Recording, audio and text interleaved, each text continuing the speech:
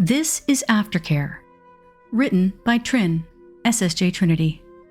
Part 12 of Surrogate, the Director's Cut. The rating is teen and up audiences. No archive warnings apply. The category is general. The fandom is Malevolent, the podcast. Additional tags. The word catamite is used, but it does not apply. Little pitchers have big ears. Weaponized cuteness. We all knew it was coming. Voices by Vmprsm as the narrator and Faroe, Icarus as Thoth, Alexis as Dis, Jasper as Arthur, Lynn Larsh as John, Flamia as Hoster. Igneous, Charlie Golightly, and Lith as the castle staff. SSJTrinity, Kraiva, and Somniate as the work introduction. Editing by Flamia, directed by Vmprsm, transcript by Saffron, created and posted with permission from the authors of Surrogate, the Director's Cut. Arthur wakes up.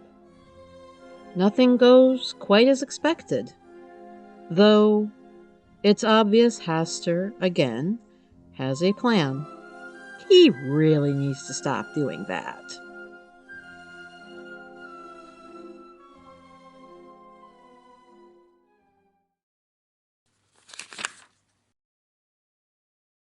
The whole palace is abuzz. Did you hear? Shouted. Jaws? I heard it was born, like French. French. Why would he shout in French? The kitchens are muttering. A double mark. You heard that wrong. No, my Duchess was there. She saw it. 2 marks. 2? Can you get close enough to see? Like I have a death wish. The training grounds are talking about it too, and that's where Faroe picks up a few inappropriate things. She doesn't wanna be up this early, delaying breakfast and time with her daddy. Dawn is not her favorite time. Her pouts, however, leave no impression, and daddy says she must. You will be queen of all someday, he tells her, which sounds like a nice thing, if vague. You must know how to do more than you do now. Magic, arms, debate, intrigue, you will master them all. She sort of understood what all of that meant. It had sounded a lot more exciting than being up super early, wearing weird new clothes made of leather and linen, and holding a bow that wasn't a harp, but sort of felt like one, except it shot sticks instead of making music. She much preferred the harp. It's so hard to pull back. It's so hard to keep the arrow from just twisting out to the right and away from the string. It's so hard to aim. Faroe is not used to anything being difficult for her to do, and her frustration in the first 15 minutes leads to a truly rare event. She has a tiny meltdown. Castor studied human development and knows children do that, so his instructions were clear. When she tantrums, let her have her cry and pay her no attention at all. Do not reward the bad behavior. Do not give her what she wants. Let her get it out of her system, then simply resume as though nothing at all occurred. Well, it works. 0 reaction is not the response Faroe was looking for, and she ends up with hitching breaths, curled against Nibbles' side in the grass, still calming down while the grown-ups talk some feet away. I still don't understand. One of them, the spear guy, who seems to have no purpose here as she cannot yet lift a spear, says, Why would he mark the guy he hates? Right? Says her archery instructor, whom Faroe admits she likes. Nobody seems to get it. The ceremony was full of mixed signals. Spear Guy runs his hand through his brown hair. This place just keeps getting weirder. I don't know. Maybe we should take that offer. Go to Teleth after all. The archer makes such a face that Faroe almost flips out of her misery to giggle, but she doesn't, and so the archer keeps talking. Why the hell would you want to go to that place? Safer. I don't like this, Dis. The archer, Dis, shrugs expansively. We're not safe anywhere. At least here, it's interesting. There's beauty, banger music, good food, friends, allies. Spear Guy counts off on his fingers. Weird intrigue. An unreliable god who fucks off for 10 years at a go. Some kind of fucked up bondage situation or something with a human? I don't know. It feels unstable. Go if you want. I like her. I want to see her grow. Dis indicates Faroe with a nod of her head. Yeah, that's a whole other kettle of worms. Stick around, Thoth. Just a little longer. It'll all work out. Spear Guy Thoth rolls his eyes. That's why they gave you the kid to teach. Optimism doesn't work past the age of 10. She punches his shoulder and goes to check on Faroe. Her hitching has mostly stopped now. She peers up from the circle of Nibbles' legs, a limpid-eyed innocent cradled by horror. Are you ready to continue the lesson, Your Highness? Okay. Faroe doesn't want to, but does want to make her daddy proud, and is just a little embarrassed at the tantrum she threw. She doesn't see Uncle Arthur anywhere, not today. Daddy says he's resting. She doesn't see him tomorrow, either. Funny how people keep talking about him, though.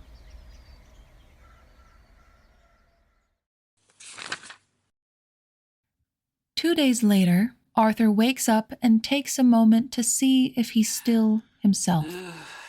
He'd been half sure he'd wake up some kind of drone, mind broken, erased, or slavishly devoted to Hastur now, or something awful. None of that seemed to have happened. He feels like himself? Then again, would he know? I want Hastur to go to hell. He's pretty sure he couldn't do that if he'd been lobotomized, and exhales in relief. Only if I get to watch. John paws along his face. It's a slightly clumsy motion. Welcome back. Hey. Arthur catches John's wrist and pulls his hand away. His heart pounds, but it seems to still be his own. I'm all right. We did it? You are. We did it. What do you remember? John sounds the opposite of the way he had before it happened. Happy, tension-free. I don't even know where to start. You were there, though, somehow? I sure as fuck was. John sounds like the cat that got the cream. Wincing, Arthur sits up. He's in bed. Judging by the sense, he's been bathed. Someone actually tucked him in. Weird. He feels sore through his chest, physically aching around his heart, but that makes sense. Are you all right? More than. I'm still a little loopy, actually. Loopy? Magic drunk. You missed me drunk, Arthur. It's a shame. I doubt it'll happen again anytime soon. You got drunk? It was glorious, Arthur. If I knew how to do it on command, I would. So, that's what happens when somebody occupied gets mocked, I guess. He's speaking lightly, but he feels... He never wants to feel like that again. It was too much. Just too much. Arthur scratches his scalp vigorously, trying to wake up. What happened after? After he did it. After we did it. He washed the blood off you and put you to bed. So you did do it too, somehow? Yes. You remember? Bits and pieces. Not a lot. Too much. I don't really want to feel that way again. Right. Of course. I was afraid it would do something to me. It did. We both have sway over you, if we wish. And we know how you feel now, if we want to. So he had even less privacy than he'd had before. Terrific. Can I know what you're thinking? No. This is very much a one-way spell. Well, I hope he knows I hate him then. He slides out of bed. The bottom of his feet hurt. He's discovered that how much they hurt tends to tie directly to how long he was horizontal. So, you really both mocked me? Yes. Goodness, that was aggressive. I thought you said there couldn't be more than one mark. There can't. Neither of us can explain it. I think maybe it's because we're both the king in yellow. John says that hesitantly, afraid, perhaps, of Arthur's response. It's not news. Arthur has neither censure nor reassurance to give right now. Whatever else this did, it didn't seem to have repaired whatever's wrong with him. Does it make a difference? Yes! To me! To us! All right. The only thing he cares about is that it is over. Arthur heads to the bathroom. Tell me what you were like when you were drunk. And John brightens right up. I think I was funny.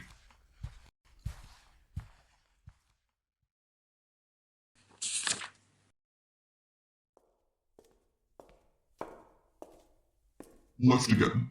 You keep drifting right today. 73 steps. 77 now, because he has to correct again. Sorry. Uncle Arthur! And it isn't the tiny flap of unshod feet this time, but a surprisingly heavy clop of tiny boots. She's coming from your right. Brace yourself. Faroe leaps into him full bore, and Arthur barely manages to stay on his feet. He doesn't care. He kneels and holds her, and knows he shouldn't, but holds her, and it's been days. And he laughs because she jumps a little in his arms and bonks his chin with her head. I'm learning arrows! She's wearing... that's clutter. A simple sheath dress, but over it is light leather armor, paneled so it moves with her. She wears an arm sheath as well, very scraped. She's been learning archery. Good for you. What's a catamite? Arthur forgets how to breathe.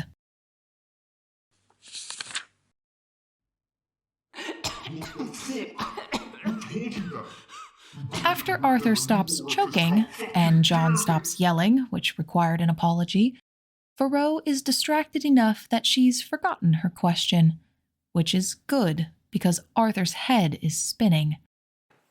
Well, you have to hold it out. Breakfast is entirely Faroe talking about her new lessons. So, Captain taught me that sometimes you can twist your hand like this. She's gotten over her upset of the first day, mostly because she's able to hit the target. But you have to figure out which eye you want to use. Now that she's having success, it's all a delight. And it only took me 5 tries to get it right. You're doing so well, my daughter. The volley misses because Arthur's head still spins. Catamite? Catamite? Had he been in front of everybody? No, this had nothing to do with him. It couldn't have. John would have told him. And the beer guy said Teloth might be safe and he wanted to go. And then Captain Dis came back and taught me how to stand better, and... Pastor has tensed slightly. Arthur suspects Spear Guy won't be teaching Faroe again. Faroe has eaten all her spiced egg and half an orange. More than she usually does. She must have had quite a morning. It is time for your next lesson. Already? She is looking at him with huge eyes. I think she's figured out how to weaponize her cuteness, Arthur. Well, we knew that was coming. But I want to play with nipples. She's too used to their muttering to mind it. You can do that after your lessons. One of his tentacles brushes her face. It is a gentle, affectionate touch, and she leans into it. You make me very proud. And somehow Arthur knows that one wasn't aimed at him. Weird. He's not sure how he knows. Maybe it was the tenderness in Haster's voice, or... Okay. Because she really is a well-behaved girl, and hops down from her chair. She's so small. She's practically disappeared up to her eyes on the other side of the table. Ah, she's smiling at you. Uncle Arthur? Yes, sweetheart? Will you come play with me later today? Everyone goes really damn still. What's safe? What won't get him in trouble, or keep him away from her, or... I see no reason why not. Haster absolutely blows Arthur's mind. Arthur turns toward him in shock. Yay! Faroe darts off at full speed, boots clacking along the marble floor. Arthur stares. Well, he faces. John is the one who stares. All right. What's your fucking angle here? No angle, piece. I merely mean to be more attentive to my chord composer's needs. That is all. Right. Neither of them believe that. Did you sleep well? Haster has warm and syrupy tones that cannot mean anything good. Was he still being spoken to? Me? Yes, you. I ask because you feel unwell. Arthur frowns. I feel fine. He turns back to his little bowl of garlicky, herbed yogurt and poached egg and pokes at it with his spoon. It's not quite a growl, but it isn't good. What are you up to? Haster ignores that. I do not appreciate lies, Arthur. Arthur stiffens. I'm fine. I said I was fine. You are not fine. Arthur rubs his forehead. What was this? What was he doing now? Sure. Not fine. Whatever you say. I need to get to work on the jewelry. He stands. Sit down. Arthur grips the back of his chair and does not move. Arthur, you would defy him? He sounds like Christmas came early. I see. This is your normal, is what you're poorly communicating. This is how you feel every day. Yes. Arthur does not want to sit back down, but he doesn't dare walk away either. I see. Well, you are correct. You do owe a jubilee. I owe 3. Haster's rumble is so pleased. You kept track. Of course I kept track. It's my fucking job. Can I go?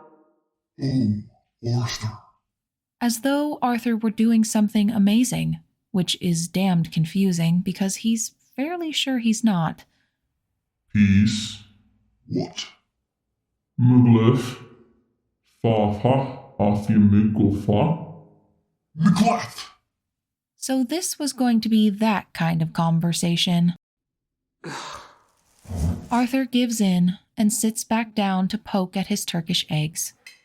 Haster repeats and continues. Truth? This is who you want? This weak, pitiful creature. I know you feel his mortality. We aren't even discussing the flaws of his personality now. You damn well know the answer is yes. Have you considered that you still get to keep him if you come home to me? John isn't prepared for that. He chokes. What? You okay? Fine, shut up. Arthur rolls his eyes, but does. This whole time, John, you've been offered a choice. Him or me. I understand. It's a terrible position. I see now you will never give him up. I didn't truly grasp your passion for him until, well, the other night. Haster makes it sound absolutely illicit. The things have changed, John. You can have both. John makes a choked sound, worse this time. And don't let him get to you. That's not true. Isn't it? He is here, cared for, through no choice of my own. And that would not change if you came home. Come back, John. End this. And we will still keep him. He stays as he is. Perhaps even better cared for. As you and I would be working together for his well-being. For once. It's not as though you can handle his needs as you are. And I don't really want to. But together... Arthur, get up. We're leaving. Must have been a hell of a secret loud conversation. Arthur stands. Think about it, Peace. That's all I'm saying. John wants to do it. Oh, gods, he wants to do it. He's panicking because he wants to do it. Move. Go. Now. All right, shit. Moving. Arthur heads toward the door as best he can. Left. Damn it. More left. Ahor, Hoka. Magun, good fight. What the hell did he say now? We could give him sight. Nothing. He's being an ass. He's pissy he has to share you. Has to? You'd think he'd be grateful he doesn't have to, well, I don't know, bother with me all by himself, or whatever this is. We could give him sight. It's more complicated than that. What else did he say? He said a lot, John. I don't want to talk about it. Arthur frowns. So it really was that kind of conversation. He doesn't have the emotional energy to push. Fine. Left. You keep drifting today. Sorry. Oh, to be whole. And to have Arthur. John wouldn't do it, of course. Of course. He'd never. But damn Haster for saying it. Damn Haster for planting the idea. Damn Haster for offering something that John wants to believe could work. Maybe. You could have both. No, I couldn't. He tells himself, and... No, I couldn't. He reminds himself, and... No, I couldn't. He writes on his heart and repeats in his soul and chants to himself as Arthur works through the next part of the Jubilee.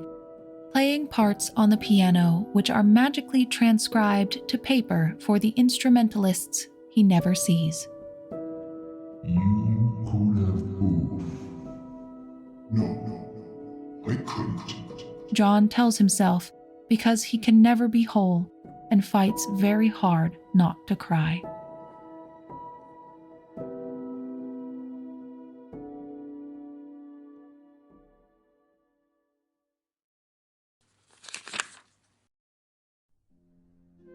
If you enjoyed this production of Surrogate, the Director's Cut, please read the original written work on AO3, where it is still actively updating as of May 2024. A link is in the work notes, where you can also find the social medias of all the production cast.